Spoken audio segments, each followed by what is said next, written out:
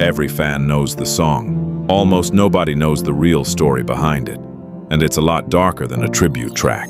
In August 2017, XXXTentacion released his debut album, 17. It was a shock to a lot of listeners. No aggression, no hype, just raw songs about depression and death.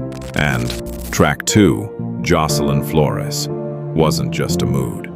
It was named after a real girl who died days before he wrote it.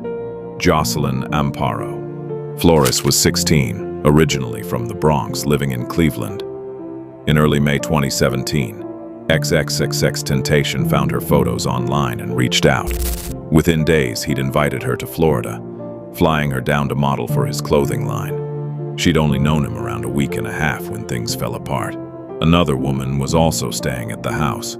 While XXXTentacion was out, he was on probation at the time. $7,000 in cash went missing. When he got back, an argument exploded between the two girls. Accusations flying in both directions. Because of his probation, he couldn't have the situation blow up under his roof. He had 2 members of his team drive Jocelyn to a nearby Hampton Inn that same night. Less than 24 hours later, she was found dead in the hotel room. Her death was ruled a suicide. Months later, Jocelyn Flores dropped as the second track on 17.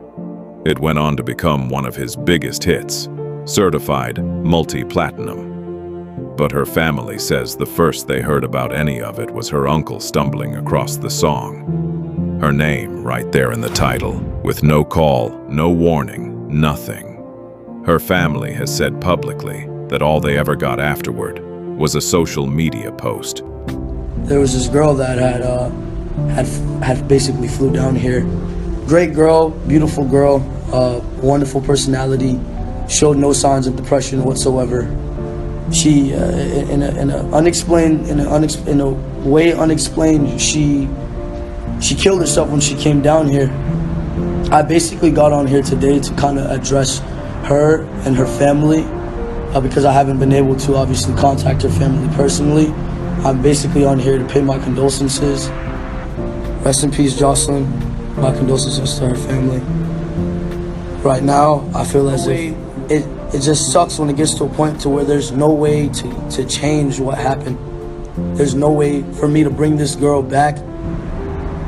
It just sucks when it gets to the point to where you can't do anything.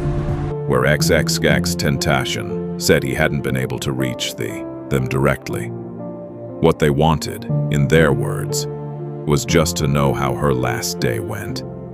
So the song that introduced millions of people to Jocelyn Flores also became the only place most of them ever heard her name, and her family never got a say in that.